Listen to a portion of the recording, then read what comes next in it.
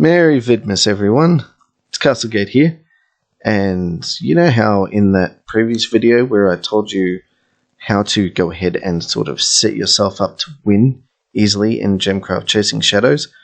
Do you remember how I said don't bother going for the Tomb Chamber with the critical hit gem? Well, I kind of went against my own advice after I did that. I got the critical hit gem. I also went and got the pull-bound gem for when I play fields that don't have bloodbound on them. And, well, honestly, yeah, critical hit gem is really good. And at least one bound gem is also really, really good. I underestimated how good they are in terms of having you be able to make gems that make a lot more damage or gather a lot more mana. Look at this. Honestly, aside from going into tile O and getting the critical hit gem, or was it the pull bound? I don't know. Anyway, after just playing the fields and only the fields I needed to play to get critical hit and pull bound, which by the way are not very far away from map tile, what is it, O or J or K? Not far from map tile K. Anyway, they're worth getting, so I suggest you go there and get those as well. And then go ahead and try and play a map like this one. What's this one? This is O1. O1 had, if you don't remember O1, O1 is the one with like 3 big mana shards. One huge one up here in the top right corner, and a couple of smaller ones up here in the top left corner. I went ahead and smashed those. I started with only this gem. I didn't actually go ahead and create a mana gem until after I depleted all the mana from those shards, and I had upgraded this one, and I found that I was even in, what is it, not haunting, not looming, but the other one, glaring difficulty. I'm on glaring difficulty right now. Is there anywhere that shows that? No, but yeah, my traits multiplier is 21.8, so it's quite a lot, which is why my XP at the moment is quite a lot. I found myself constantly throwing like 6 or even 9 grade 1 gem bombs onto the waves, and I thought to myself, okay, I've already got this gem up to like grade 13. I seem to be going quite smooth at the moment, so I'll just create a mana farm. I did that, and I tell you what, I'm just killing it here. Check this out. Let's go ahead and do some gem bombing. Let's see. Always use grade 1s if you want to want to get more beacons, I believe it is, out on the battlefield, but at the moment I don't think I have enough damage to handle gem bombing with more than just grade 1 gems, and only 12 at a time. Let's see. Let's go ahead and gem bomb the sparks. Let's also go ahead and, you know, give the spark a little bit more gem bomb love, because let's be honest, it needs it, and we need the XP multiplier. In fact, you know what, let's just... Do I have the mana? Yeah, I do. There you go. Okay. Let's get rid of those two. Get that spark for the mana pool XP multiplier right up as much as possible. Oh, and I've got a kill gem here in the trap as well. Fun fact. I created the gem in the trap separately by, I think, just duplicating this gem here in my tower. I put it down, and maybe only 8 or 10 waves later, I found that already it had more hits than the gem that was in the tower since the beginning of the game. So, yeah, traps definitely gets the hits up a lot higher than in towers. Like, a lot higher. So let's upgrade that and give it some bolts. Yeah, I think I'm getting towards the tail end of what's possible for this particular run, but there you go. 12 million, and you know what? I'm still climbing. Also, you've got these ruined ensnaring nodes on this level, which is kind of a little bit of a bonus. If you're struggling, just go ahead and, you know, give the monsters a little bit of... Hey, I shouldn't be firing there. Give the monsters a little bit of a freeze to charge it up and watch it discharge. It actually does help quite a bit. I'm not sure exactly how damage is administered from the ruined ensnaring nodes. I'm not sure whether or not it's a percentage, whether or not it ignores armor. I don't know how they work, but they seem to be effective, so In fact, let's just send all of these. Why not? Are we making kills? I don't know.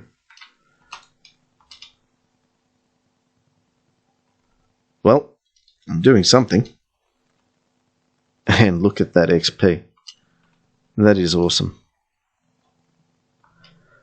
I think the gem in the trap is actually a lot more effective than the gem on the tower.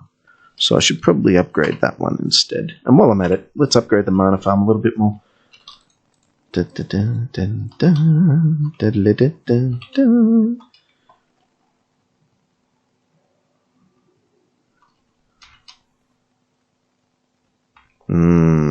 is not looking good. Okay, let's freeze a few things because a couple of ensnaring nodes here. Okay. Oh, sending waves doesn't actually charge up my strike spells. Oh no. Okay, hold on. It looks like after all this time I'm finally going to start leaking monsters.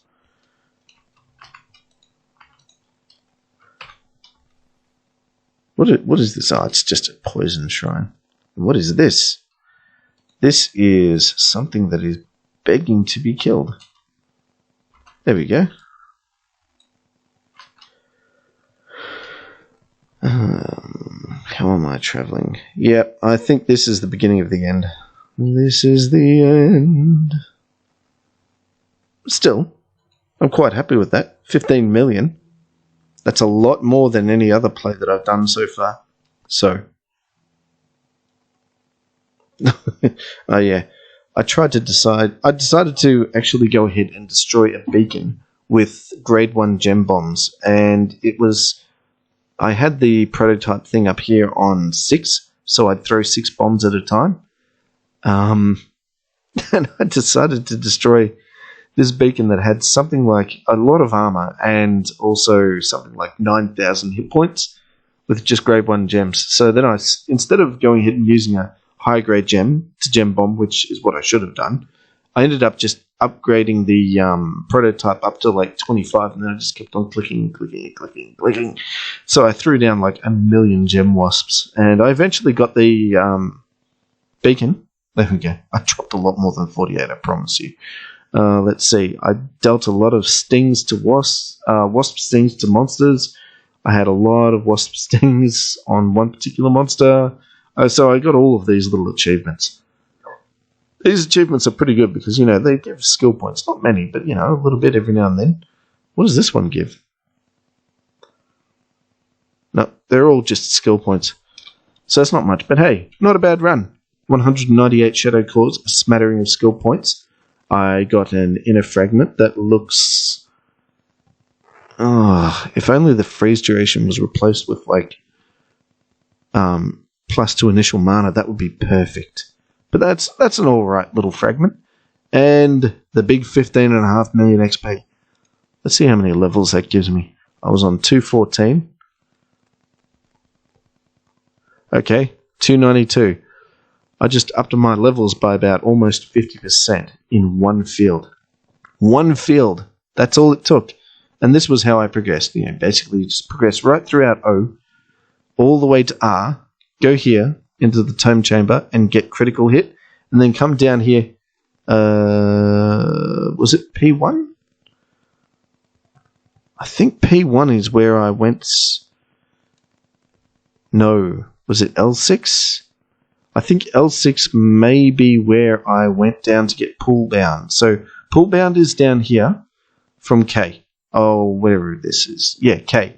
From K, just go down and play L1, L2, L3, and then L6 for pull bound. Go across, play field O1 and enjoy how much mana there is. Then I think you have to do O2. It's quite involved actually. It's quite a few fields. O2, then O4. 05 I believe you have to do, and then you come back up and do 06, beat this and get, what's the battle trait that you get for beating this? Oh yeah, I think it was Corrupted Banishment that I got. Either that or Swarming Domination. I think it was Corrupted Banishment here. But anyway, that's not so important. A battle trait is what I got here, and then straight away this is exposed, R1. So that's where critical hit is. Now, what is this hex tile? I forget. STUVWXY. Okay, so this would be Y, I think. This is hex tile Y, and I believe Bloodbound, if you really wanted it, is a couple of hex tiles away from R. So there would be some combination of playing a couple of fields in R, I'm guessing, and then a few fields in Y to unlock hex tile X, and then somewhere in hex tile X is where Bloodbound is. But you don't really need it that much. It is a nice to have, but there are lots of fields in here that you've already got access to that have Bloodbound, the black gem, already there. So a little bit of food for thought, guys. If you find a field that has Bloodbound and some mana shards on it, even better, go ahead and do what I just did, play it in Glaring, and give yourself a lot more skill points. Speaking of which, how are we looking? Okay, so that's quite a difference. I started that previous game you just saw me end with about 3,500 mana in my initial mana bonus. Now I've got 7,700. Of course, I'm not going to be doing that, though. Let's go ahead and just upgrade a couple of things to make the mana farm a little bit better. Let's also make gems a little cheaper, maybe some more mana. Actually, you know what? I'm not missing getting more mana from each kill. Mana pool milestones, on the other hand, do actually synergize with pool bound. Oh, I should put a little bit into slow. Amplifiers? Sure, just a little bit more. Not too much. And as for your strike spells and your enhancement spells, honestly, at this point, if you're trying to chase mana farms and so forth, I wouldn't even bother putting much at all. Maybe just the obligatory 3 skill points, or not skill points, 3 levels into each of these, because you're not going to be using them much. Honestly, you're going to be mostly relying on your kill gem, which I should probably upgrade a little, and your mana farm. So, yeah. Hopefully, if you're at around wizard level 300, you've got your settings something like this, and you know what? You start with a nice healthy amount of mana. Starting with a lot of mana really does make a big difference. I encourage you guys to not go ahead and blow all of your skill points. Unless, of course, by some miracle, every single one of your fragments gives you extra mana at the start, and you start with like 2,000 extra mana somehow through, the percentage of wizard level goes to initial XP and mana, and also the initial mana. If you do have that, then hey, good on you. In fact, you know what? I wouldn't be happy with that unless it was at like 5,000. That's just me. Let's see. While I'm here, I may as well... That was stuck. I may as well go ahead and plonk this in somewhere. But where? That gives mana. That gives mana. It's not much, but that definitely gives mana. XP, damage to giants, and cursed. That's practically the same. 10% of wizard level goes to initial XP and mana. So if I get rid of this at the moment, I mean, I know my levels constantly grow, but at the moment I'm at level 300, so this contributes 30 mana to my starting mana, whereas this one gives me more XP all up, gives me more damage to giants, which is always welcome, and some freeze duration. Alright, yep, you're gone. You're in. And that's how I'm looking at the moment. Not bad. So, played field 01. I've just been looking up on the wiki. How do I get this in a way so that I... Yep, there we go. Something like that. I've been looking on the wiki on what fields have mana shards. As soon as I saw 01 with 219,500, I thought, whoa, that is definitely a go. But there's also less mana shards, but still mana shards on J5, K2, K4, and K5. So let's go ahead and see what gems are with these ones at the start. I've already got 1 million, but I'm pretty sure I can get a lot more now on K5. Let's see. So K5 isn't bad. K4 is not bad. No Bloodbound on either of those, though. K2, no Bloodbound. And if we go down to J... What was it? J2 or 5? J5. What does J5 look like? Where is it? There it is. No Bloodbound. Okay, that sucks. So, it looks like probably the best field to play when you play first to try and actually get a high score is field 01 because there's Bloodbound. It has lots of mana shards. It has some ensnaring, broken ensnaring things that you can charge up with freezing monsters. It could be a go. It's definitely worth a shot. What else is in here? Okay, it skips to Q and then R. Ooh, R4 and 5 have some. And the only earlier levels that have good mana shards, well, they're not really good, is E2 and H2, but that's like less than 2,000 mana in those shards. So I'm not sure about those. But yeah, 01, get into it. And then straight after that, you've got Poolbound. So unless you go for Bloodbound as well, which means just about every single other field with mana shards in is open slather to you, then alright, without Bloodbound, you've still got Poolbound if you follow this guide. Therefore, you can go ahead and play K5 again, K4, K2, and then go down and play... Where is it? Here. J5. I'm going to do that now, and I'll see how we go. Okay, Wizard level 292. Let's see if I can get to Wizard level 1000 from playing these fields. And just remember, you don't have to keep on playing different fields all the time. I plan to do a bit of a ring around the rosy between these 5 fields over and over and over again. Because every time I get my wizard level up and so forth, I will be more powerful, and therefore, ideally, when I play the other 4 fields, I'll come back to maybe 01, play it again, and instead I'll get maybe, hopefully, 100 million or something like that, which means I get the difference as, XP towards my wizard levels and skills and all of that, which would be like 85 million, just as an example. So you can just keep on doing that, play Ring Around the Rosie a couple of times until you finally beat a level and you've got XP of like 1 billion. Once you reach 1 billion XP, you're pretty much set. So yeah, that's the goal. Let's see how we go. And let me know in the comments below if you tried this, and let me know how you went. Just to see how we can get like a really good start on Chasing Shadows, so then we can go back and play all the fields again, or we can just play all the fields and play right through to the end, beat the end, and not have a hard time of it. Because if you don't follow this, if you just go ahead and play random fields, yeah, you do kind of generally level up a little bit and you get a little bit powerful, but most people don't actually go back and start playing Endurance to try and get high XP until after they've completely beaten the entire map, or most of the map at least, and beat the last field. That's not really the smartest way to play this game.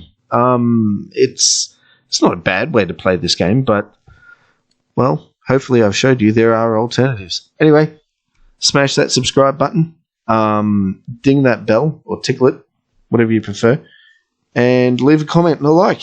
Let me know what you want to see.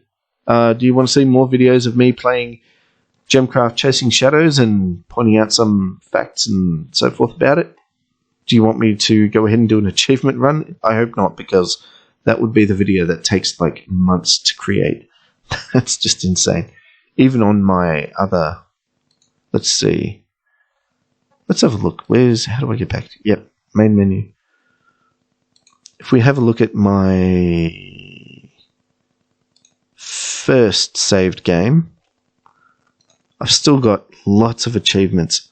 334 are unlocked, but 84 of them are still locked. In fact, what is locked? Oh god, please don't ask me to do an achievement hunt. I'm already quite close on Gemcraft Labyrinth, actually. I think I've only got 2 achievements left. One of them is to do with just winning 400 battles. I haven't done that yet. And the other one is, I forget, maybe something to do with beacons. Just kill more beacons. Destroy more beacons. But yeah, alright. Don't ask for an achievement run on bloody Chasing Shadows. That's like a year-long thing to do. a complete completion of Gemcraft Chasing Shadows. I wonder if anyone's actually done that. I'm sure someone's done that, but not me. Ask me to do other things, actually. Ask me about any tower defense, and we'll add it to the Vidmas log. Alright? Catch you later, guys.